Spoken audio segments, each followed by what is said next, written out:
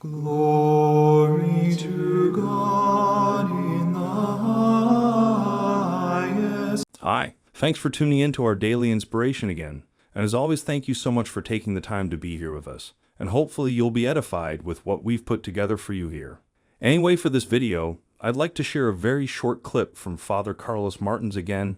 And just like what we have been doing recently, we'd like to dedicate the second half of the video to talk about the lives of the saints. And so let's not waste any more time and get right down to the clip of Father Martins here. And so, friends, we are God's sheep. He is the good shepherd. We are his sheep. We are not God's equals. We are not his equals. We are his sheep. He has called us to be his sons and daughters. Sons and daughters are not the equals of God, at least not in authority, not ever. A son and a daughter is never equal to his mother and father. Right? Never equal. We're equal in members of the human species. We are equal in members of the family, but we are never equal in terms of authority. And that is why, for example, we have the fourth commandment, honor your father and mother, because you will never be their equal. They are always above you, always above you. And that commandment that God gives in that fourth commandment, he gives no qualification. He doesn't say honor your father and mother as long as they are reasonable. Honor your father and mother as long as they don't have dementia. Honor your father and mother as long as they don't have dysfunction. None of those qualifications are given, or any other qualifications. The command is given, honor your father and mother, period. Period. And so we do that. We undertake that. And we are God's children. We are not his equal. And so we cannot ever view ourselves as being a kind of a co-equal entity with God, such that we can place unreasonable demands on God. That God, in order for us to cooperate with God, he somehow has to make things palatable to our understanding. Well, Lord, I can't cooperate with you because I don't understand why it is that you want this. It's not our job to understand. It's our job to obey. It's our job to be sheep. A sheep doesn't understand why the shepherd has him or her do whatever it is that he has him or her do. So the shepherd doesn't sit down and negotiate with the sheep. The shepherd's job is to lead the sheep, and the job of the sheep is to obey. And friends, that is our job. Our job is to obey, but that obedience is not a suffering. It's not a torture. It shouldn't be. It gives freedom. Because we know that we are protected. We know that we have a God who loves us so much that he sends his son to die for us. He sends his son to bring about communion with us. And this is the cause of our rejoicing. This is our glory. This is the life of Christians. Thank you, Lord, for everything you have done for us.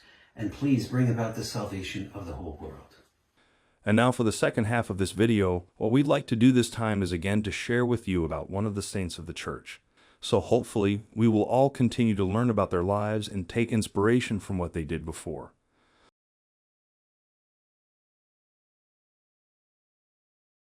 Saint Josemaria Escriva was born in Barbastro, Spain, on January 9, 1902, the second of 6 children of Jose and Dolores Escriva. Growing up in a devout family and attending Catholic schools, he learned the basic truths of the faith and practices such as frequent confession and communion, the rosary, and almsgiving. The death of 3 younger sisters and his father's bankruptcy after business reverses taught him the meaning of suffering and brought maturity to his outgoing and cheerful temperament. In 1915, the family moved to Logrono, where his father had found new employment. Beginning in 1918, Josemaria sensed that God was asking something of him, although he didn't know exactly what it was. He decided to become a priest in order to be available for whatever God wanted of him. He began studying for the priesthood. At his father's suggestion, and with the permission of his superiors at the seminary, he also began to study civil law. He was ordained a priest and began his pastoral ministry in 1925. In 1927, Father Josemaria moved to Madrid to study for a graduate degree in law. He was accompanied by his mother, sister, and brother, as his father had died in 1924, and he was now head of the family. They were not well off, and he had to tutor law students to support them. At the same time, he carried out a demanding pastoral work, especially among the poor and sick in Madrid and with young children. He also undertook an apostolate with manual workers, professional people, and university students who, by coming into contact with the poor and sick to whom Father Josemaria was ministering, learned the practical meaning of charity and their Christian responsibility to help out in the betterment of society. On October 2nd, 1928, while making a retreat in Madrid, God showed him his specific mission.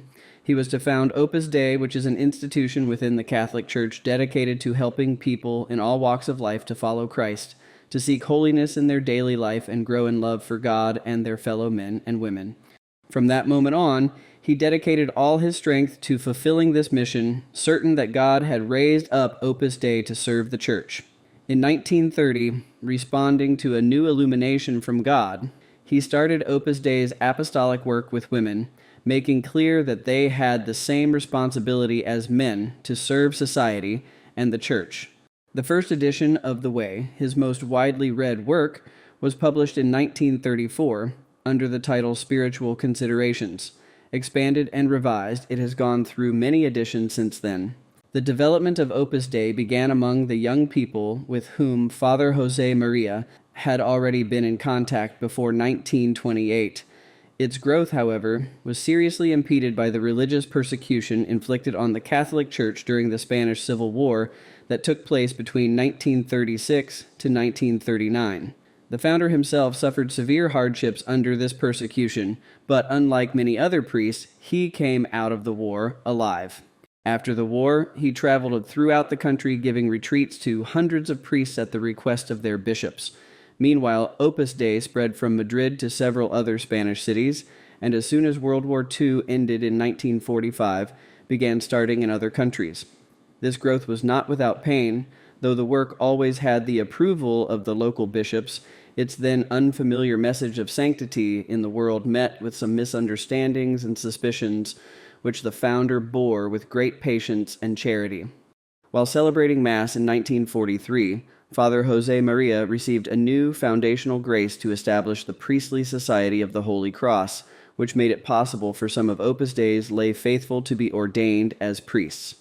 The full incorporation of both lay faithful and priests in Opus Dei, which makes a seamless cooperation in the apostolic work possible, is an essential feature of the foundational charism of Opus Dei, affirmed by the Church in granting Opus Dei the canonical status of a personal prelature.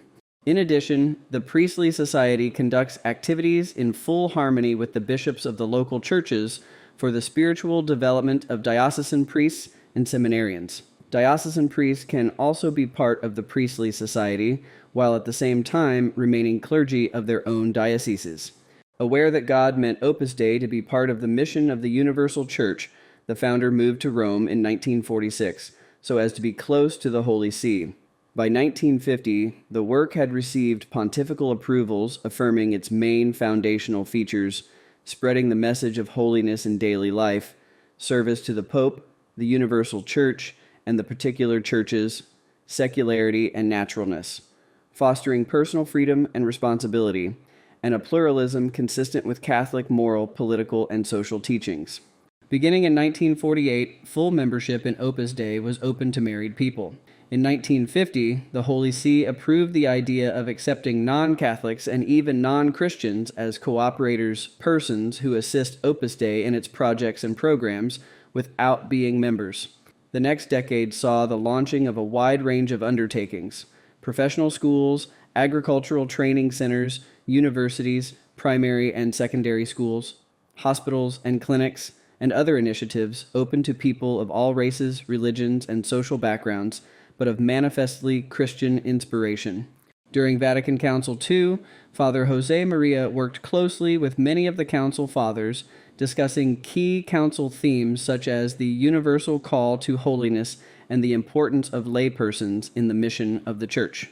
Deeply grateful for the Council's teachings, he did everything possible to implement them in the formative activities offered by Opus Dei throughout the world. Between 1970 and 1975, Father Josemaria undertook catechetical trips throughout Europe and Latin America, speaking with many people, at times in large gatherings, about love of God, the sacraments, Christian dedication, and the need to sanctify work and family life.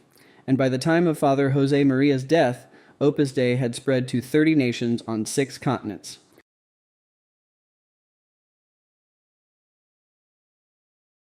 Well then, that will be all for the video this time. And as always, thank you so much for taking the time to be here with us. And hopefully all of you have learned a lot from this video. Remember, if there's any feedback or suggestion, please let us know in the comments below. And until the next one, thanks again for watching and may God bless you.